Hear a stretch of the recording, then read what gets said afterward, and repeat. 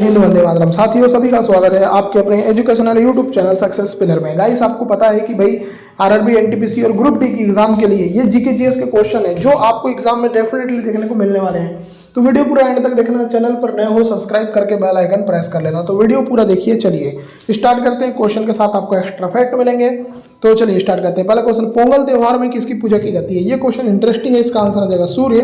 अब देखो इसके बारे में मैं आपको और भी डिटेल बताऊंगा जो कि आपको काम आएगी। देखो पहले देखो याद रखो कि जो पोंगल है वो मुख्य रूप से तमिलनाडु में मनाया जाता है। ये क्वेश्चन काफी पूछा जाता है कि जो पोंगल है वो कहाँ मनाया जाता है, तो ये तमिलनाडु में मनाया जाता है। ठीक है, चलिए नेक्स्ट क्वेश्चन, भारतीय संविधान के अनुसार अनुच्छेद नंबर 51A में क्या वर्णित है?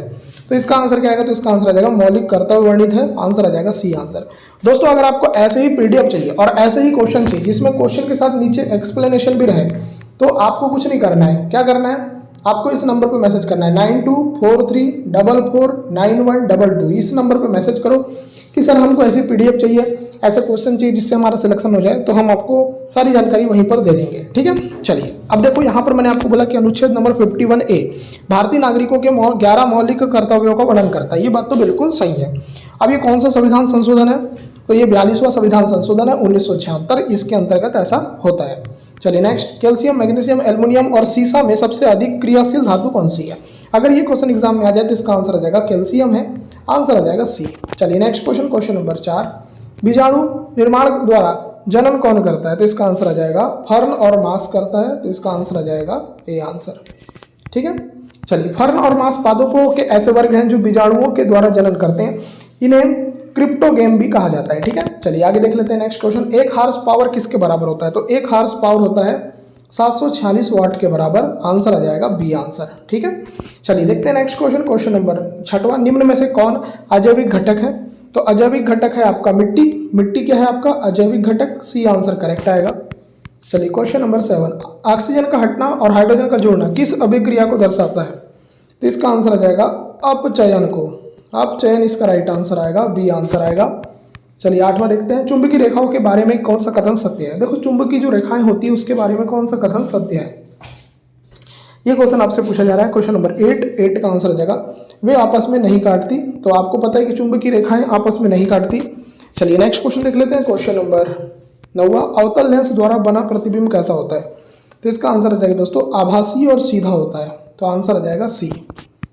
चलिए 10वां क्वेश्चन, पौधे दिन के समय किस प्रक्रिया द्वारा ऑक्सीजन उत्सर्जित करते हैं? तो इनका आंसर आ जाएगा प्रकाश संश्लेषण के द्वारा। बी आंसर परफेक्ट आएगा। चलिए नेक्स्ट, मुगलों का पहला नियोजित शहर कौन सा था? तो इसका आंसर क्या आएगा? तो इसका जो आंसर आएगा फतेहपुर सीकरी। आंसर आ जाएगा सी आंसर। चलिए नेक्स्ट क्वेश्चन, क्वेश्चन नंबर 12, प्राण और दैहिक स्वतंत्रता किस अनुच्छेद में वर्णित है? तो ये जो अनुच्छेद है ये अनुच्छेद नंबर 21 है। तो आंसर आ जाएगा सी आंसर। चलिए नेक्स्ट क्वेश्चन, क्वेश्चन नंबर 13, तारे क्यों टिमटिमाते हैं? ये क्वेश्चन आपको पता होना चाहिए। ये क्वेश्चन आसान है और आपको पता होना चाहिए। तो तारे जो टिमटिमाते हैं उसके पीछे रीजन होता है अपवर्तन के कारण। आंसर आ जाएगा ए। चलिए नेक्स्ट क्वेश्चन देख लेते हैं, सबसे अधिक विद्युत धनात्मक तत्व कौन सा है? चलो बताओ आंसर क्या आएगा? पहले दिया hydrogen, potassium, caesium, calcium. Answer क्या आएगा? आंसर आ जाएगा सीजियम। तो यहाँ सी आंसर लगाएंगे। चलिए नेक्स्ट क्वेश्चन देखते हैं 15, मेंडलीव की आवर्त सारणी किस सिद्धांत पर आधारित थी? तो मेंडलीव की आवर्त सारणी जो थी, देखो मेंडलीव जो था, मेंडलीव इसकी जो आवर्त सारणी थी ये किसके ऊपर आधारित थी?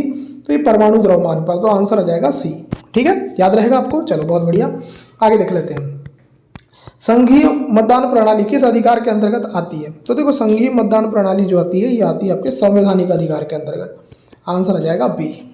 चलिए नेक्स्ट क्वेश्चन देख लेते हैं, और नेक्स्ट क्वेश्चन 17, आम्र वर्षा जिसको बोलते हैं मैंगो सावर्स किस ऋतु में होती है? तो किस ऋतु में होती है मैंगो सावर्स? तो इसका आंसर आ जाएगा ग्रीष्म ऋतु में। आंसर आ जाएगा सी आंसर। चलिए नेक्स्ट क्वेश्चन देख लेते हैं 18, बाबा सोहन सिंह भकना किस पार्टी के प्रथम अध्यक्ष थे? नाम बहुत इंटरेस्टिंग है, बाबा सोहन सिंह भकना किस पार्टी के प्रथम अध्यक्ष थे? तो दोस्तों ये गदर पार्टी के थे। तो इसका आंसर आ जाएगा सी आंसर।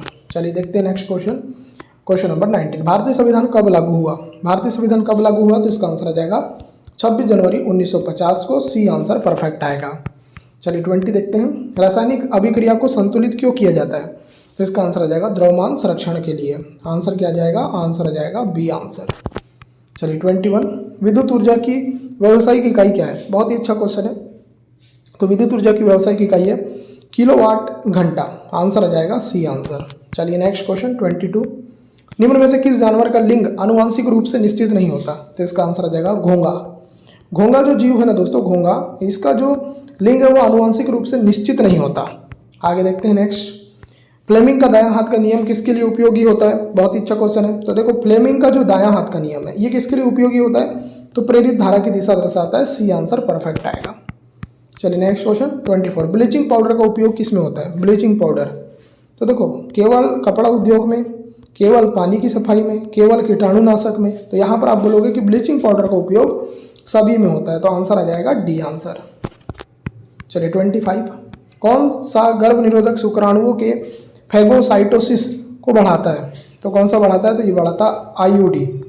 आईयूडी, आईयूडी का फुल फॉर्म होता है इंट्रा यूथ्रेन डिवाइस, ठीक है। चलिए आईयूडी जैसे कॉपर टी गर्भाशय में शुक्राणुओं के विरुद्ध प्रतिक्रिया उत्पन्न करते हैं और फैगोसाइटोसिस को बढ़ाते हैं। आगे देखिए, नेफ्रॉन में कौन से पदार्थ पुनः अवशोषित होते हैं? तो इसका आंसर जाएगा, नेफ्रॉन की बात होती है उसमें कौन से पदार्थ पुनः अवशोषित होते हैं? तो ये होते हैं glucose, amino acid, sodium chloride. Option number C इसका राइट आंसर आ जाएगा क्वेश्चन नंबर 26 का। चलिए 27 देख लेते हैं। कौन सी कोशिका अपना आकार बदल सकती है? तो कौन सी कोशिका है? तो ये डब्ल्यूबीसी। डब्ल्यूबीसी मतलब वाइट ब्लड सेल्स, ये अपना आकार बदल सकती है। Next question 28। तापीय प्रतिरोध किस पर निर्भर करता है? इसका आंसर आ जाएगा पदार्थ की प्रकृति और ताप पर। तो आंसर आ जाएगा बी आंसर। चलिए नेक्स्ट 29। गार्ड सेल में कौन सी प्रक्रिया होती है? तो गार्ड सेल में रंध्रों का खुलना और बंद होना, ये प्रक्रिया होती है। सी आंसर आएगा।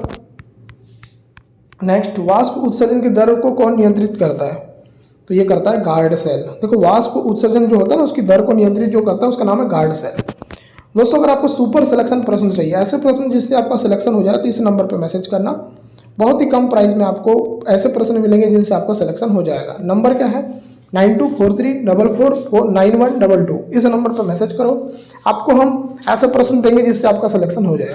तो उम्मीद करता हूँ ये वीडियो आपको पसंद आई है। पसंद आई वीडियो तो लाइक करें, चैनल को सब्सक्राइब करें, नोटिफिकेशन बेल को प्रेस करना ना भूलें। इस वीडियो को देखने के लिए आपका धन्यवाद। आपका दिन शुभ हो।